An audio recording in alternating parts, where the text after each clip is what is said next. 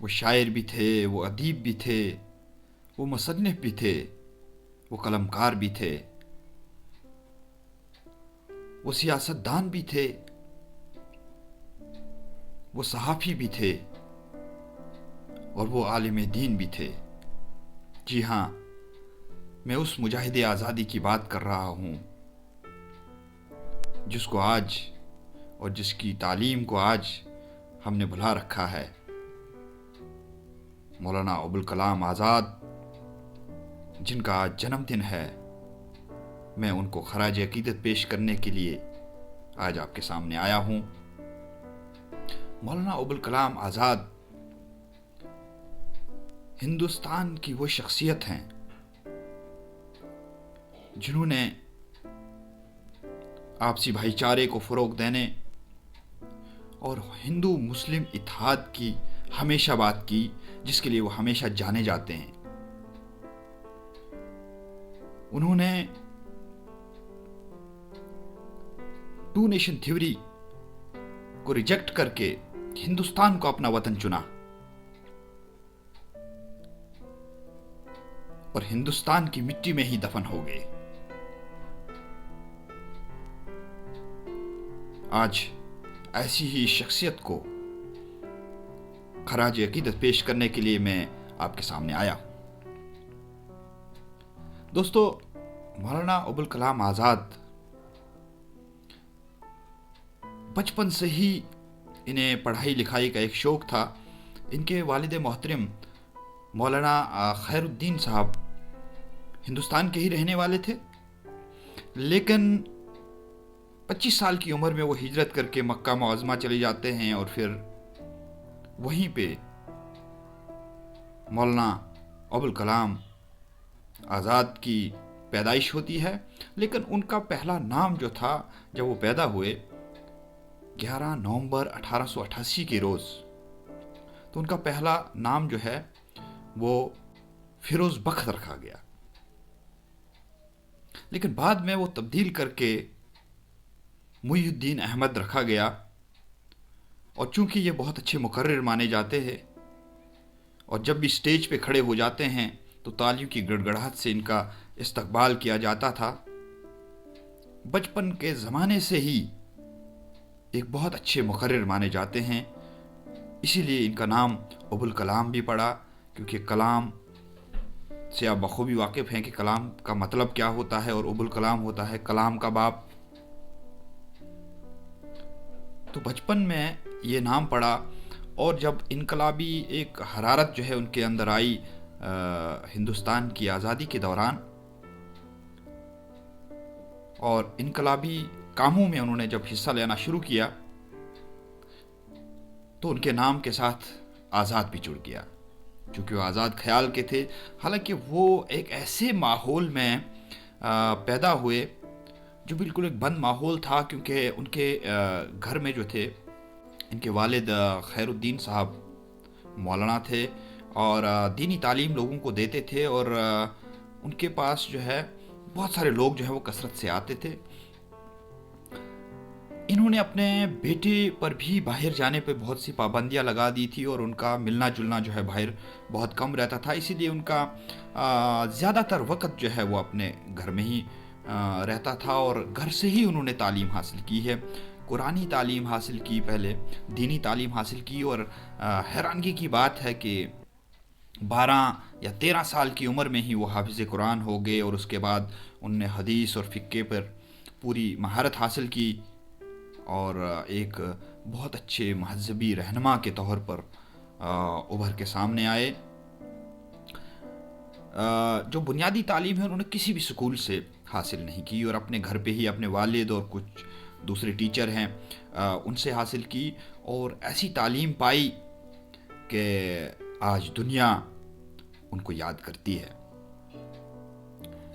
ان کے والد جو ہیں وہ بیمار ہو گئے مکہ معظمہ میں 1890 کے آس پاس، اور پھر ان کو جب کلکتہ واپس لایا گیا، جسے آج کولکتہ بولتے ہیں، ویسٹ بنگال، ان کا علاج وہاں کرایا گیا، اور اس کے بعد جو ہے مولانا ابوالکلام آزاد بھی ہندوستان پہنچے، اور انہوں نے اپنی ایکٹیویٹی جو ہے وہ ہندوستان میں شروع کی. آزاد خیال کے تھے، اس لیے جدوجہد آزادی میں حصہ لینے سے وہ قاصر نہیں رہے. تو انہوں نے شروعاتی دور میں ہی الہلال نام سے ایک اخبار شروع کیا اور انگریزوں کے خلاف لکھنا شروع کیا، اور ہندوستان کی آزادی کی جو ایک چنگاری ہے وہ لوگوں کے اندر جگانے کا کام کیا. جس دور میں الہلال ہندوستان میں جاری ہوا، اس دور میں ہندوستان میں سیاست جو ہے وہ آزادی کی سیاست جو ہے بہت زیادہ گرم ہو گئی تھی، اور مہاتما گاندھی بھی ہندوستان تشریف لائے تھے ساؤتھ افریقہ سے، اور انہوں نے بھی اپنی ایکٹیویٹی شروع کی ہوئی تھی. جو اخبار الہلال میں انہوں نے انگریزوں کے خلاف ایک مورچہ کھولا ہوا تھا، اس پر ان کو گرفتار بھی کیا گیا، اور 1916 سے 1919 تک 3 سال لگاتار وہ قلعہ احمد نگر کی جیل میں رہے، جہاں پہ انہوں نے کئی کتابیں جو ہیں وہ تصنیف دی، جن کے لیے آج بھی مولانا جو ہے وہ جانے اور پہچانے جاتے ہیں. آپ نے غبار خاطر کا نام سنا ہوگا. یہ خطوط کا ایک مجموعہ ہے جو انہوں نے مولانا حبیب الرحمن کو لکھے تھے جیل سے ہی، اور انہیں ہم خطوط کہیں، انہیں ہم انشاء کہیں، انہیں ہم مقالات کہیں، ہم کچھ بھی کہہ سکتے ہیں، لیکن تھے یہ خطوط کا ایک مجموعہ تھا جسے بعد میں غبار خاطر کے نام سے شائع کیا گیا. ان خطوط میں اس دور کی تاریخ بھی دیکھنے کو ملتی ہے. اس دور میں انگریزوں کی طرف سے ہندوستان کے لوگوں کے ساتھ کس طریقے کا سلوک ہوتا تھا، کس طریقے کا برتاؤ ہوتا تھا، اور جیلوں میں کس طریقے سے ان کے ساتھ سلوک کیا جاتا تھا. اب وہ تمام چیزیں ان خطوط میں ملتی ہیں. کچھ نجی زندگی کے بارے میں بھی ان خطوط میں دیکھنے کو ملتا ہے، جبکہ اس دور کے کلچر کو بھی انہوں نے اپنے خطوط میں لکھا ہے. غبار خاطر کا میں نے بھی مطالعہ کیا ہے. اکثر جو ہے بہت ساری جگہوں پہ چائے کا بھی انہوں نے بہت ذکر کیا ہے، اور وہ نمکین چائے بہت پسند کرتے تھے. اور جب وہ کشمیر آیا کرتے تھے تو وہ سماوار کی نمکین چائے جو ہے بہت پیتے تھے اور بہت پسند کرتے تھے. اور چائے کا جو ذکر ہے وہ انہوں نے غبار خاطر کے ان خطوط میں بہت جگہ پہ کیا ہے. اس کے علاوہ انہوں نے ترجمان القرآن جو ہے وہ لکھا، قرآن کی تفسیر لکھی، انڈیا ونز فریڈم، اس طریقے کی بڑی کتابیں جو ہیں، اور اس کے علاوہ بھی بہت ساری کتابیں جو ہیں انہوں نے تصنیف دی.